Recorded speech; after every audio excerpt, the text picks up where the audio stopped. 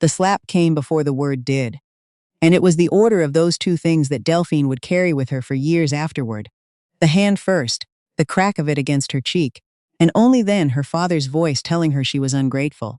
She was 26 years old, standing in her parents' kitchen in a town most people had never heard of, and all she had said was that she wanted to choose her own life. For that, her cheek went hot, and her ears rang, and her mother looked at the floor. She would think, much later, that if she had been braver in that one moment, if she had walked out the door and never turned the handle again, the whole shape of the next 10 years might have bent some other way. But she wasn't brave yet. That came later, and it cost her more than she ever imagined it would. It was the tail end of September when she came home to Rivard, a farming town an hour and a half south of Winnipeg, where the grain elevators still stood like tired giants against the sky, and the canola had already been taken off the fields, leaving them shorn and gold-brown to the horizon. The bus from the city dropped her at the edge of the co-op parking lot, and she stood there a moment with her bag over her shoulder, breathing in the smell of cut stubble and diesel and cold coming, and she let herself feel, just for a second, like a person who belonged somewhere. She had been gone 8 months. She'd found work in Winnipeg, nothing glamorous, a hostess job at a supper club on Corydon, and part-time hours at a bakery near the university, but it was hers. Every shift, every tip, every dollar she put away was proof to herself that she could stand on her own 2 feet without her father's permission. That was the whole point. Roland Boucher had never once in his life believed that a woman needed a life of her own. In his mind, a daughter was a thing you raised carefully and then handed off, and a wife was a thing you kept. And Delphine had understood since she was small that she was expected to become the second by way of obeying the first. Her little brother saw her before anyone else did. Etienne was 12 that fall, all knees and elbows, and he came flying across the yard with a whoop that startled the neighbor's dog. "Delphine, you're back! Mom, Dad, she's back!" He hit her at a run, and she laughed and staggered and held on to him, and for a moment that was enough. Her mother came out, drying her hands on a dish towel. Yvette Boucher was a small woman who had spent 30 years making herself smaller, and when she smiled at her daughter there was relief in it, and something underneath the relief that Delphine had learned to read as fear. "You're home," Yvette said, as though she couldn't quite trust it. "Just for a few days, Mom, so you found your way back." That was Roland, from the porch. He hadn't stood to greet her. He looked at her the way he looked at weather that might turn on him. "Good. You'll stay this time. You go running off again. Don't come to me when the city chews you up." Her grandmother was the only one who hugged her like she meant it. Mère Odile lived in the little house across the lane, 81 years old and sharp as a paring knife. And she took Delphine's face in her 2 papery hands and studied it and said, in the French she still slipped into when the feeling ran ahead of the English, "Regarde toi. You've got thinner and harder around the eyes. That's the city, or that's your father." Delphine laughed, but Odile didn't. "You keep some softness for yourself, ma belle. They'll take all of it if you let them." That night at supper, her father set down his fork and told her, the way another man might announce the weather, that the Whitfields were coming Sunday to meet her. Delphine put her own fork down. "To meet me for what? You know what for. I've told you. I don't want to get married. I'm not ready, and I'm certainly not marrying somebody you picked because he's got money." The kitchen went very still. Etienne stopped chewing. Her mother's hand crept toward her father's arm and stopped halfway, as if the reaching itself might be a spark. Roland's face did the thing it did, the darkening, and he said, "Lo, Gordon Whitfield owns half the equipment dealerships between here and Brandon. His son is a decent young man with a decent future. You'll meet him, and you'll be pleasant, and you'll thank God I bothered." She should have kept her mouth shut. She knew even as she opened it. "You're not marrying me off, Dad, you're selling me. You just want to be Gordon Whitfield's in-law so bad you can taste it." That was the first slap. It stopped the whole house, and her father, breathing hard, his eyes gone red at the rims, gripped his coffee mug so tight she thought it would shatter in his hand, and he said, "Say that to me again. Go on. Say I'd sell my own daughter." Nobody said anything. Her mother was crying without sound. Etienne had gone the color of paper, and Delphine, holding her cheek, understood something she would spend the next decade trying to unlearn. That in this house the truth was the most dangerous thing a person could hold. She lay awake that night and made a plan, because that was the one thing she had learned in the city that her father would never expect of her. She had learned to think ahead. She had $1,100 in an account he didn't know about.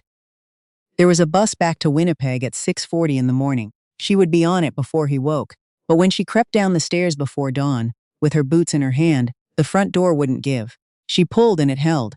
She pulled again. And then she heard him, awake already, low in the dark of the kitchen, talking to her mother. From now on, he was saying the girl's meals go up to her room. Nobody unlocks that door but me. Once the Whitfields set a date, we'll sort out the rest. And her mother's small voice. She's a grown woman, Roland, we can't just. And her father cutting it clean in half. You help her out that door and you can go out it with her. Do you understand me? Delphine sat down on the cold bottom step in her stocking feet, with her boots in her lap, and did not cry, because she had gone past crying into a kind of clear white terror. She had planned for her father to be angry. She had not planned for him to be ahead of her. She was still locked in her room 3 days later when Etienne slipped a note under the door, and then when the house was asleep, his own small self. He'd stolen the key off the hook in the mudroom. His hands were shaking.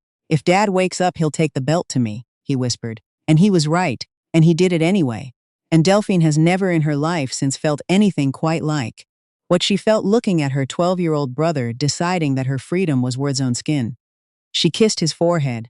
She told him to be good, to listen to Mom, to look after Mimère. She told him she'd send for him someday.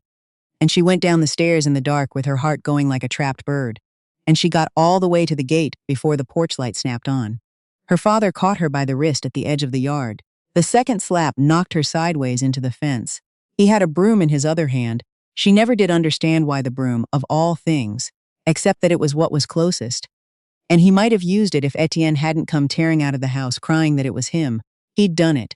He'd stolen the key. Roland turned on the boy then, and Delphine got between them and took her brother's punishment onto herself, with her own body and her own voice, screaming at her father that he was a coward, that a man who had to lock up his own child was a coward.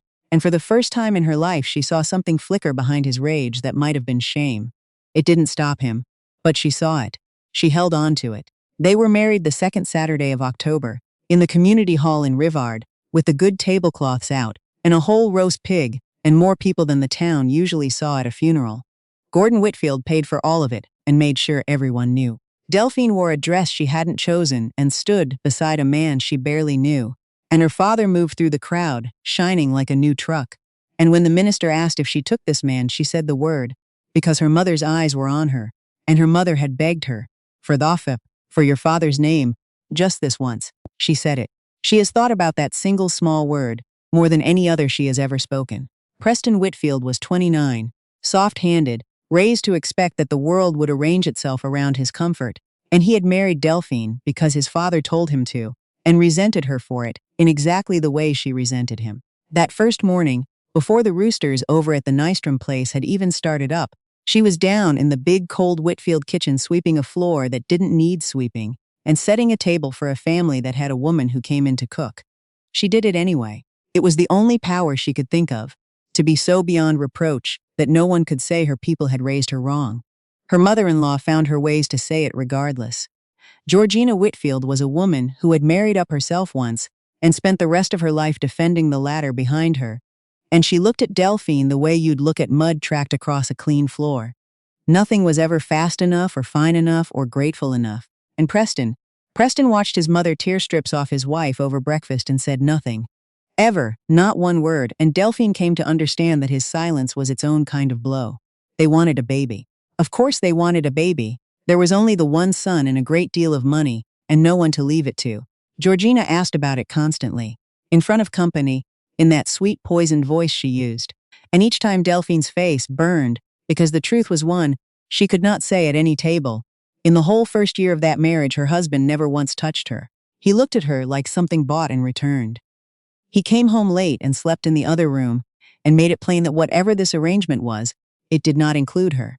Her father came in the spring. He and Etienne drove out unannounced, and Delphine's heart leapt at the sight of her brother, taller already, and then sank at the sight of her father, who had come, she realized, not to see her but to be seen, to stand in the Whitfields' fine front room and be somebody's in-law. Georgina worked on him for 20 minutes with her sweet voice, sighing about how a year had gone by and still no grandchild, wondering aloud, so delicately, whether the girl was quite healthy, whether perhaps the Bouchers hadn't raised her to understand her duties. And Delphine watched her father's face close like a fist, and then he walked into the kitchen where she was, and slapped her across the mouth in front of the sink. "Why do you shame me?" he said. "A year married and nothing. They're standing in there telling me my daughter's barren." Every word landed harder than the hand had. She could have told him the truth, that his precious match had never so much as looked at her as a wife. But she looked at him and understood he would not have believed her. And worse, that he would not have cared, because the shame was his, and that was the only part that mattered to him. He took Etienne and left, and her brother looked back at her out the rear window of the truck, the whole way down the drive, one small hand pressed flat to the glass. She has forgiven a great deal in her life. That afternoon she is never entirely forgiven. Here is the part she can still barely put words to. Georgina had a plan, and Delphine walked into the middle of it without ever seeing it coming. Preston had gotten another woman pregnant. A woman in the city. Someone he'd been seeing the whole time he wouldn't touch his wife. And rather than let her son be branded the kind of man who put out one wife for another, Georgina decided the ending would look better if Delphine were the guilty one. So on an ordinary afternoon, there was something bitter and strange in the tea, and the room went soft and far away. And when Delphine surfaced out of that gray, underwater place, she was lying in a bed she didn't remember lying down in, with no clothes on and a stranger's arm across her, and Georgina in the doorway screaming for the whole household to come and see. And Preston's hands already in her hair. She didn't understand it. That was the cruelty of it. She genuinely did not understand what had happened to her own body. And there is no innocence so total and so useless as the innocence of the person being framed. Preston hit her. Georgina hit her. They dragged her down the stairs and called her father to come and take his filthy daughter away. And Roland came and stood in that room and looked at his child on the floor with a split lip and a stranger buttoning his shirt in the corner. And he chose to believe them. He chose it because the other thing to believe, that the wealthy family he'd tied his name to were monsters, that he had handed his girl to wolves, was more than his pride could bear. He took her home in silence. He did not ask her once what had happened. He simply had, in his mind, a daughter who'd disgraced him twice now, and a wife who must have raised her wrong. But here is where the girl her father thought he knew turned out to be someone else. Because Delphine did not spend that night crying, though God knows she had earned it. She lay in her old room, and she went back over the afternoon minute by minute, the taste of the tea, the gray coming down, and she understood, cold and complete, that she had been drugged and staged, and that there was a man out there who had been paid to do it. And a man who has been paid can be found, and a man who can be found can be made to feel the weight of what he did. It took her 4 months and most of the money she'd hidden away, but she found him, a down-on-his-luck fellow from Selkirk, who'd taken Georgina's cash and hated himself for it. And she got him, eventually, over a long conversation and a cup of coffee that he could barely hold for the shaking of his hands, to write down what had actually happened and sign his name to it. She never used it to send anyone to jail. She was too tired and too broke and too far past, believing the law would take a Boucher's word over a Whitfield's. But she kept that piece of paper folded in her wallet for 11 years, and just knowing it was there, knowing that she held one true thing in a world that had called her a liar, did something to her spine. It was the first time she'd fought back and won even a small square inch of ground, and it changed her. She stopped waiting to be rescued. She started quietly in the dark of that little room to plan a life. The divorce went through fast. The Whitfields wanted it gone, and Delphine wanted it gone more.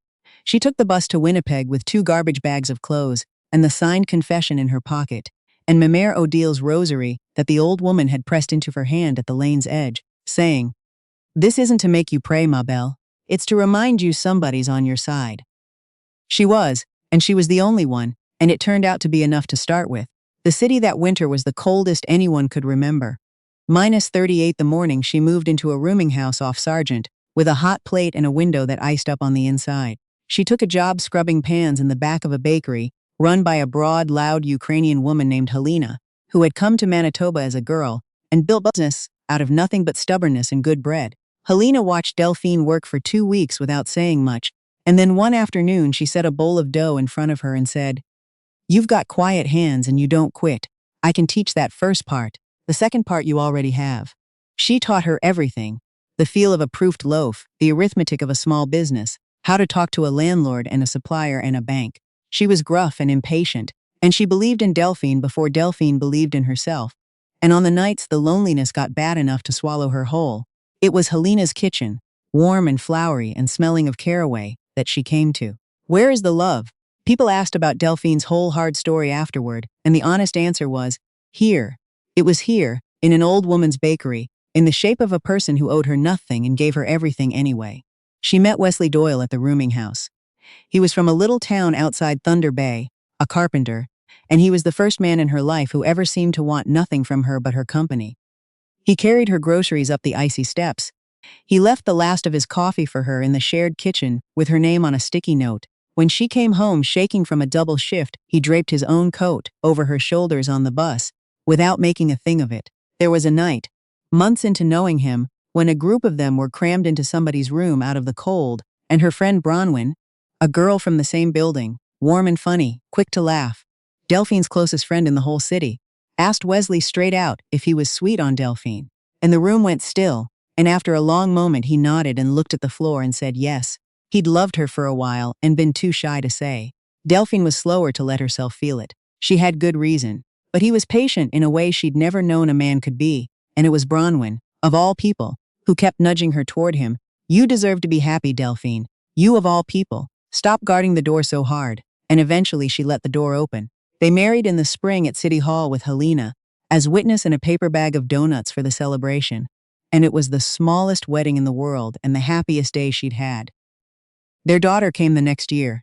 They named her Wren, because she was small and brown-eyed, and made a sound like a bird the first time she really cried. And from the moment they laid her on Delphine's chest, everything Delphine had survived rearranged itself into having been worth it, if it had all led here. She took Wren home to Rivard once, when the baby was small, because Wesley thought she should, because he believed in mending things. Her father wouldn't hold his granddaughter. He called Wesley a nobody carpenter to his face and told them both to get off his land. Etienne, 16 now and half a head taller than their father, walked them out to the truck with his jaw tight, and Mère Odile came shuffling down the lane in her housecoat to press her cracked old hands to the baby's face and whisper a blessing, and that was the last real kindness Rivard ever gave Delphine. Her grandmother died that autumn. Her father did not tell her about the funeral until it was over. For a good few years, life was gentle with her, and she almost got used to it. She and Wesley worked and saved and scraped and slowly climbed. She opened a little cafe of her own on Osborne with a loan Helena co-signed. A narrow place with 6 tables and a case of the pastries the old woman had taught her to make. And it caught on, the way small honest things sometimes do, and then it did well, and then it did better than well. And it was somewhere in the doing better that Wesley began to slip through her fingers. She didn't see it at first, because she didn't want to. The man who'd draped his coat over her started coming home smelling of rye at 2 a.m. He stopped picking Wren up from daycare. When Delphine, exhausted, running a business and a household and a child more or less alone, tried to talk to him about it, he told her she was always judging, always looking for a fight, that she couldn't handle a little success without turning bitter. She'd stand in the kitchen at 1 a.m., with a cold cup of tea going colder, waiting for headlights in the drive, and she'd think, I've been here before. I know this cold. And she hated that she knew it. One of the girls at the cafe said it plainly one morning, said she'd seen Wesley the night before, out on Corydon close with a woman, and that she thought, she was sorry, but she thought Delphine ought to know, that the woman was somebody Delphine was friends with. Delphine sent her back to the till and told her to mind the gossip, but it sat in her like a stone, because there weren't many people it could be. She didn't have many friends. She'd never had the time to make them. There was really only one woman in the world who was close enough to both of them that the word friend even fit. She found them together on a Tuesday, at a restaurant on Provencher across the river, sitting close in a corner booth, the way you only sit with someone you've stopped pretending about. Wesley. And Bronwyn. And the thing that took the wind clean out of her wasn't even the affair. It was that it was Bronwyn. The same Bronwyn who had spent 2 years talking her into trusting this man, who had stood as good as a sister to her, who was now, Delphine could see it plainly, several months pregnant. They'd been at it half a year. She had been the only person in her own life who hadn't known. House long was all she could get out, and Wesley wouldn't look at her. And Bronwyn started to cry and say she never meant for it to happen, that she loved him, as if love were a thing that happened to a person like weather. And Delphine laughed, a short, terrible laugh she didn't recognize. And she stepped up to the woman who had once told her she deserved to be happy. And she slapped her once, hard, across the face and said, "Don't you dare stand there and tell me about love." And then she walked out into the cold and left the two of them to the wreck they'd made. She didn't fall apart, though there was a night on the walk home, along the river. When she came close, the lights of the bridge smeared through her tears, and her whole chest hollow, with the particular grief of a thing you built with your own hands coming down. She had believed the worst was behind her. She had believed she'd finally been given the good ending, the reward for surviving. And here it was again, the same lesson in a different coat.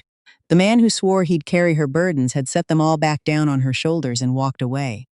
But she was not 26 anymore. She was 33, and she owned a business, and she had a daughter asleep at the sitters who was counting on her. And somewhere in the wreckage, she found that the ground under her feet was her own this time. Nobody had given it to her. Nobody could take it. The divorce was clean. They split what there was down the middle, and she kept Ren, and outside the courthouse Wesley said he was sorry, and the word arrived far too late to mean anything. She looked at him and felt nothing sharp anymore, only a kind of tired clarity. "You don't have to apologize," she told him. "Let's just call it two people whose road ran together for a while. I hope, for your own sake, you don't do this again to somebody else. Things have a way of coming back around." And she meant it as fact, not as a curse. And she turned and walked away and didn't look back, and this time she noticed she wasn't crying. The road did come back around, as roads do. She heard about it in pieces over the next couple of years, the way you hear about people you used to love. Wesley and Bronwyn's life together was one long argument. Bronwyn had 2 children already from before, and a way of thinking only of herself. She was out most nights and home most days, and every mouth in that house fell to Wesley to feed, and he was working 3 jobs and looking, people said, 10 years older than he was. Their beautiful, reckless love had curdled into resentment inside of 18 months. Delphine took no joy in it. She was past the age when other people's ruin felt like victory. But she'd be lying if she said the symmetry of it escaped her. The Whitfields, too, got their weather. Preston's affairs finally caught up with the family, the way they always eventually do. There was a paternity scandal and a nasty public falling out, and Gordon's dealerships had been leveraged past what anyone knew, and within a few years the great Whitfield name, that her father had been so proud to marry into, was the subject of pitying talk at every coffee counter between Rivard and Brandon.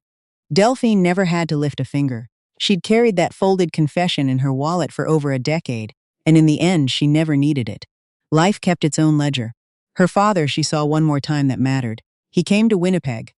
Roland Boucher, who had never once driven out to see her when she was happy, who had missed his granddaughter's whole childhood.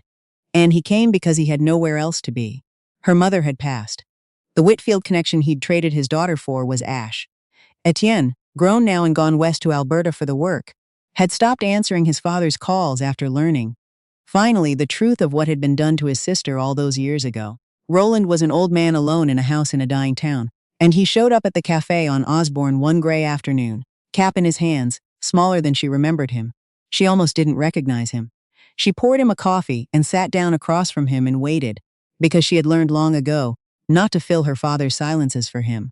And this time he didn't fill it with anger. He filled it, eventually, badly, in a voice that kept catching, with the closest thing to sorry that a man like him could manage, that he'd been wrong, that he'd believed the wrong people, that he'd handed her to them, and told himself it was for her own good, because the truth was too heavy to hold. He said he'd thought a father's job was to decide. He said he understood now, too late, that his job had been to protect, and that he had done the opposite, and that he'd known it, some part of him, since the night he'd caught her at the gate and seen his own child flinch from him. Delphine listened to the whole of it, and when he was done, she did not throw her arms around him, because the little girl who would have was gone, and had been gone a long time. But she didn't send him away either. She told him she couldn't give him the years back, and wouldn't pretend the wounds had healed, because they hadn't, not all of them, not the deep ones. But she told him she'd stopped carrying the hate around, because she'd finally figured out it was only ever heavy for the person carrying it. She let him meet Ren, a bright, unbreakable 11-year-old who studied her grandfather with frank, unimpressed eyes. And she let him sit in her cafe that she'd built with her own 2 hands out of nothing, in the city he'd sworn would chew her up, and she thought that was closure enough, not forgiveness with a bow on it, just the quiet putting down of a weight she'd hauled too far. She's 40 now. The cafe on Osborne became 3 cafes, and then a name people in the city know, and she runs the whole thing herself and takes Wednesdays off to do nothing but be a mother. She never remarried. It isn't that she decided against love, it's more that she stopped needing it to complete her. And there is a great and underrated peace in being whole on your own. Some evenings she thinks about the woman she was at 26, terrified in a locked room, certain that fate had already been decided for her, and that struggling was pointless. She'd like to reach back through all those winters and tell that girl one thing: that the door was never as locked as it seemed, and that the only person whose permission she'd ever really needed was her own. Helena passed a few years back, and Delphine gave the eulogy, and afterward a man came up to her in the church basement, who took her a moment to place. Fraser, from the old rooming house on Sargent, grayer now, kind around the eyes the way he'd always been. They talked for a long time about the people they used to be. He asked, carefully, if she'd ever found her way to being happy after everything. And she thought about the question honestly before she answered it, because it deserved that, and she told him yes. Not the fairy tale kind, the kind you fall into and get to keep without paying for. The other kind, the kind you build, board by board, out of the wreck of what you lost, on ground that is finally, unarguably your own. She told him she'd stop believing that the point of a life was to escape being alone. The point, she'd decided somewhere along the way, was to keep becoming. Through the loving and the losing both, through every winter that tried to bury her and didn't, a truer and stronger version of the person she'd been slapped down for wanting to be. And that girl, the one her father had tried so hard to save from a life of her own, had gone and made one anyway. It had cost her nearly everything. She'd have paid it again.